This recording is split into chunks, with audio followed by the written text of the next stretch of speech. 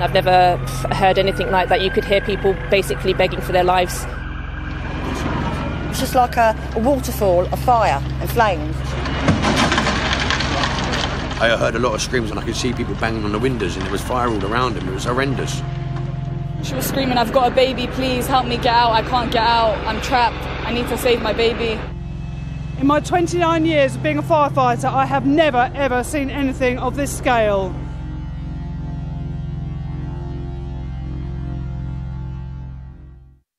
This is what Grenfell Tower used to look like. A home to hundreds of people, built in the 1970s, recently refurbished, a familiar sight to many people travelling in and out of London. It's in Kensington, a name synonymous with wealth, but this is an area of social housing. The people here are a blend of nationalities, living in the heart of one of the world's most diverse cities. At 5 minutes to 1, the fire brigade summoned here to a hellish inferno. A 24-storey building gripped by a fire that got ever more intense, at a time when so many people were at home, asleep. It was just like a waterfall on the left-hand side of fire and flames, but now it's spread all to the right of the building, that part there, and it's also gone down the left-hand side of the building as well. Dozens of fire engines attended the scene, along with police, ambulances and crowds, anxious onlookers, friends, and also those who'd escaped. The best thing you guys can do if you've got family, friends, relatives, stay behind the line. What caused this will of course be investigated, but one resident told us he believed the fire had started in his neighbour's flat, sparked by a faulty fridge. It's by chance that we had a knock, and the guy who knocked so happens to be the guy whose house was the cause of the whole thing. It's his fridge. He explained to us as he came down afterwards and was outside the building, he explained to us that it was due to his fridge which exploded. That's what he kept saying. On the fourth floor. And do you think everyone inside the block has been evacuated? No. How do you know? How do we know? Because the fire spread extremely quick. Charlie Mike from Internet. Go ahead, over. So what do you do if you're confronted by this nightmare? Well, this is the advice given to residents in Grenfell Tower, told to stay put in their flat unless a fire actually reached them. Many chose to ignore this. They chose to flee.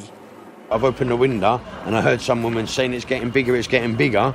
So I've gone out to the hallway, I've looked through the spire hole, I see smoke everywhere. I've opened the door and the neighbours were there, the people screaming, the firemen said, "Get down the stairs." So I've grabbed the little girl, grabbed my girlfriend, ran out of the house. I heard a lot of screams and I could see, after I got outside, I was looking up and I could see people banging on the windows and there was fire all around them. It was horrendous. We saw people from the 14th floor crying, people from the 16th floor, my neighbor, his son was struggling. I told him, "Where is your dad?" because I know his dad. And he said to me, "He's indoors, he can't walk." I said to him, "Let's go in." When we went try to get in, the smoke is nowhere you can get.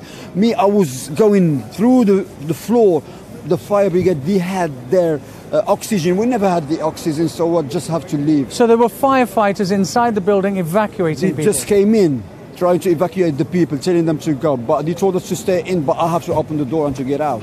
There was a lot of people on the upper floors flashing their torchlights, and the most upsetting thing about it all was you could make out there was a couple of young kids with flashlights waving at people to try and help them. You could hear a lot of screaming saying, "Help me, please, please, please," and it's just really emotional and sad to hear. Daylight comes early at this time of year. What we saw was harrowing. Just found this on the floor. Somebody's work. Around the tower, a carpet of debris, charred possessions, but also the industrial cladding that had burnt from around the building. Hundreds of emergency personnel, but inside, look, to the left of your screen, you can see what appears to be a resident still in their flat, peering out while 3 stories above them this building burns. We don't know what happened to this person. But a story that's been told repeatedly is one of utter desperation, of people in this tower trapped and jumping for their lives. I did see a few people jump. People were jumping. I think at that point it was you either jump in trying to save your life, you might break a few bones or get engulfed in that flame. I saw two people jump from the right-hand side, I think they were either floor from 10 to 15. I couldn't tell you which floors. I couldn't tell you if they were adults. I couldn't tell you if they were kids or teenagers. All I could see is two people flinging themselves off the thing. People were telling me other people are doing it on the other side as well. There's just one staircase, one in, one out. So if you can't get to them staircase, you are not getting out that building. There's only one way out that building, and that's to jump. Being trapped in a burning building is many people's idea of a nightmare. For some, there was relief in simply surviving. Right? Very, very, very small. Tito, I'm alive. I'm all right. I'm in Arrow Club. They've evacuated us there. I didn't want to wake you by 1 o'clock. But for others, the trauma of separation, of not knowing what had happened to friends and to loved ones. The woman sounds like calm, and she wasn't panicked or anything. And I said, "Where is your husband?" She said, "He's talking to the emergency." And I said, "Why didn't you come out?" She said, "They tell us to stay in. We cannot come out." And I said, "What did they ask you to do?" She said, "They asked us to cover the doors with towels." And she said, "But the fire is coming heavily." And then about, I think, 10, 15 minutes later, we phoned them back. And I said, "Where is your husband?" She said, "He's still talking." And they said, "They're coming to us." And I said, "What happened?" She said, the last thing she said, "Smoke is coming heavily through the door into the flat." And that was the last time we heard of her. Khadija sent out a message about 12 hours ago to say that she was trapped and that everybody should pray for her. We've been to every single place that they've asked us to go to. We've separated our families into different places. Some are contacting hospitals, and we're just wandering around trying to look for them since this morning. Who's helping you? No one. We're doing it ourselves. And behind them, the flames burnt on relentlessly. The capital's worst inferno for many, many years. This is an unprecedented incident. In my 29 years of being a firefighter, I have never, ever seen anything of this scale. Our first fire engines were on scene in under 6 minutes. Crews wearing breathing apparatus and extended duration breathing apparatus have been working in extremely challenging and very difficult conditions to rescue people and to bring this major fire under control. At this time, I am very sad to confirm that there have been a number of fatalities. We've got loads of food, Tesco's, car full of food there. Amidst the trauma and the grief, the best side of humanity emerged too. People and organisations rushing to offer food, water, clothes and shelter. Many thousands of pounds have already been pledged to help, and that sum is growing very rapidly. The questions that will now follow are not just about how this fire started, but why it grew so huge and so fast. And if that can happen to Grenfell Tower, could it happen somewhere else? The focus of the experts today is the search and rescue. Very soon, I'm afraid, it'll move on to recovery.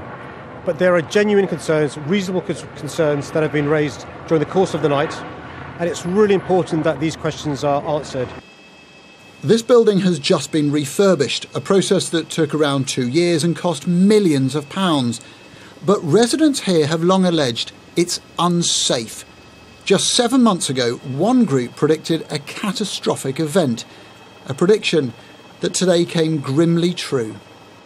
There was an issue a few years ago when there was a small fire, and there was concerns from the TMO residents regarding this building and the safety of this building. There was a lot of worries, and this was one of the worries, that one day something like this could happen. Grenfell Tower was built to the standards of the 1970s. Just one staircase, no central alarm and no sprinkler system. Investigators will want to know if the cladding put around it resisted the fire or made it worse. There has been a response from Rydon, the company that did the building work. It said, "We will cooperate with the relevant authorities and emergency services and fully support their inquiries into the causes of this fire at the appropriate time." The government has said checks will be carried out into all tower blocks that had similar refurbishments. There has been heroism today, and people have survived an appalling experience, but many others have died, and lessons will have to be learned. A night whose shocking events will reverberate for a very long time. Adam Parsons, Sky News.